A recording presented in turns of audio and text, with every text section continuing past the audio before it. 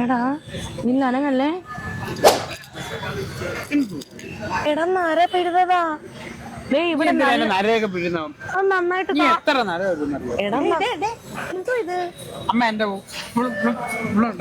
എന്റെ ഒരു നര എവിടെ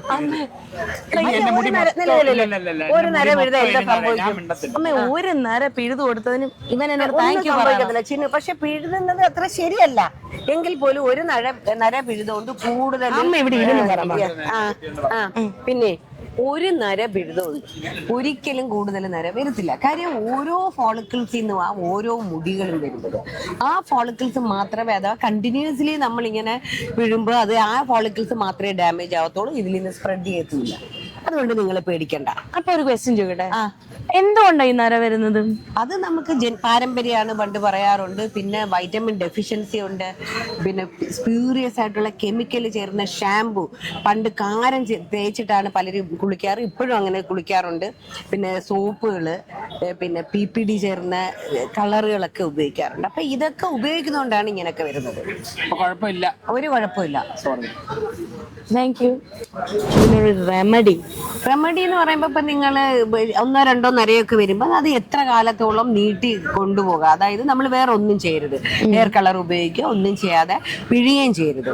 ഇതിന് പകരം നമ്മൾ കട്ട് ചെയ്ത് കളയാം. എത്രത്തോളം കാലം കൊണ്ടുപോകാന്നുള്ളത് കട്ട് ചെയ്ത് കളയാം. പിന്നെ നമുക്ക് ചെറിയ കാലം തൊട്ട് മക്കളെയൊക്കെ വൈറ്റമിൻ ഡെഫിഷ്യൻസി ഉണ്ട്. ഇത് D3, അതുപോലെ omega-3, B12 ഒക്കെ കുറവുണ്ട്. അപ്പൊ പാല്, മുട്ട, മീന് ഇതൊക്കെ കൂട്ടുക എന്നുള്ളത് ഡയറ്റിനകത്ത് എന്തായാലും ആഡ് ചെയ്യാതെ ഒരു കാര്യങ്ങളും നടക്കത്തില്ല. പിന്നെ നമുക്ക് ചെറിയ കാലം തൊട്ട് ഈ സൊറാലിൻ എന്ന് പറയുന്ന കണ്ടന്റ് ഉള്ള ഒരു കറിവേപ്പില ഉണ്ട് നമുക്ക്. അപ്പൊ ഈ നമ്മുടെ കറിവേപ്പില അത് എപ്പോഴൊക്കെ തേച്ച് കുളിക്കുക. തലയിൽ തേച്ചിടുക. ഒരു 10-15 മിനിറ്റ് ഒക്കെ ഒരു ആഴ്ച 2-3 ദിവസമൊക്കെ ചെറുതിലേ കുഞ്ഞുങ്ങളെ തേച്ചൊക്കെ പഠിപ്പിച്ച ഈ മെലാനോസൈറ്റ്സ് എന്ന് പറയുന്ന ഒരു മെലാനോസൈറ്റ്സിൽ നിന്നാണ് ഈ മെലാലിൻ പ്രൊഡക്ഷൻ നടക്കുന്നത്. ഇതിനെ അങ്ങ് ഉത്തേജിപ്പിക്കും.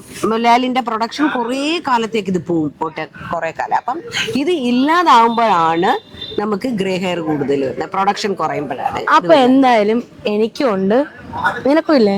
അപ്പൊ ഇനി